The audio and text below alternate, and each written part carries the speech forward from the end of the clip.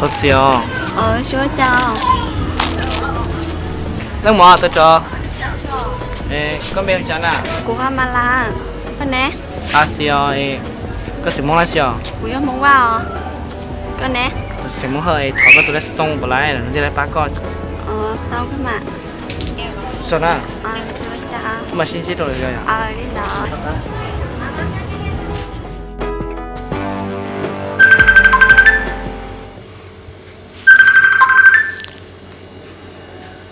Hello.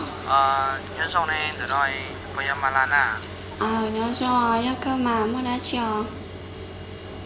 Có bạn giác cá của là tôi nuôi cái xin chỉ tội cầm con nè rồi. Nhớ tao mà. Chẳng giác cá rồi nè. Em xin nói nói có một con đó của mua xí à? Tao mà mua xí khỏi thứ nữa. Cái xem mong gì cái xin chỉ thì khó cô nè, khó chắc cô nè. Nhìn đã nè.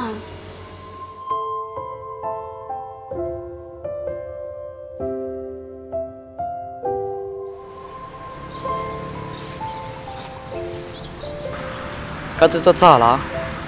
Tốt sợ, cái tôi tàu đẹp á. Cô ít lần nào thế mà. Thấy không? Bao xí à, đây nè.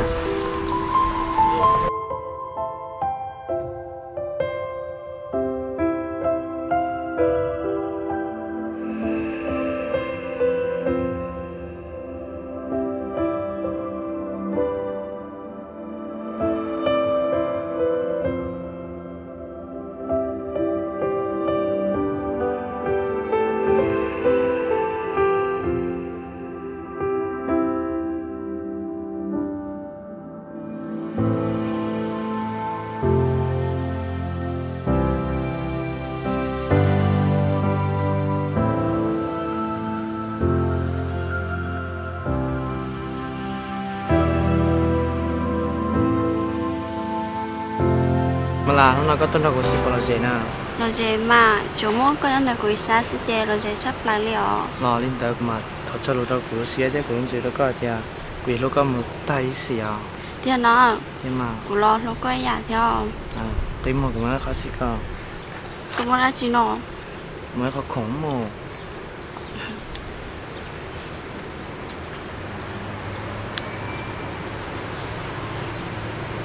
Wow, ở trong cái chỗ không thấy của heo.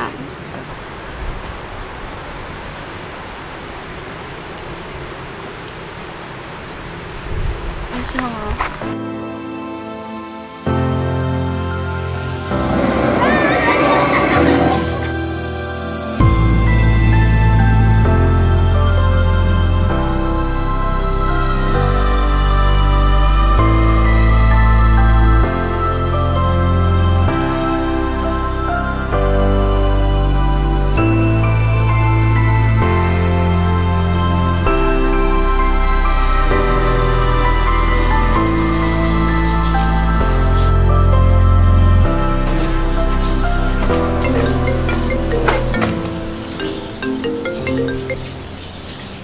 Hello?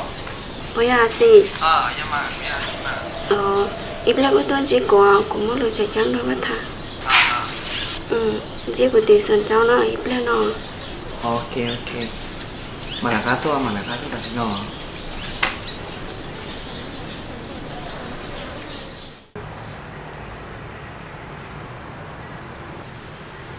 Mà là cái tiếng của tôi mà chưa. Gì, của mẹ là chú sĩ thà là na. Của mẹ là bố cũng cho bé đã lâu từ lo. Có mà ôi sao nữa. Bây giờ thì anh thấy nó cho bố lòng có cho trong sắc của có mà đi bên thì đâu tôi chưa nó. Có sao thì cái dùng lối tôi nên là nếu dùng gì đó ở sĩ thả thì sĩ lút đều nó nè. Gì, cháu xin đấy có nó cá của lo.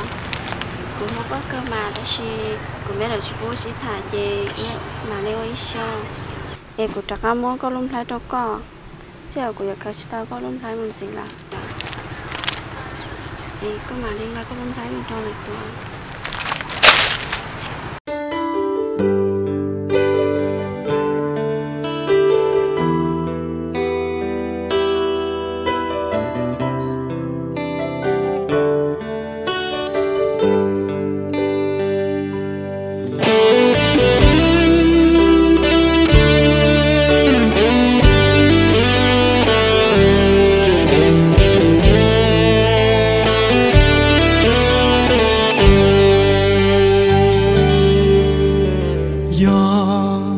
mua nua chỉ mua cô là thọ con gió tiêu cô lũ coi lên sự mong cụ thiên nhớ chỉ thao đã cho cái mong sao nó vì cụ chỉ xa bỏ cả đà lúa kia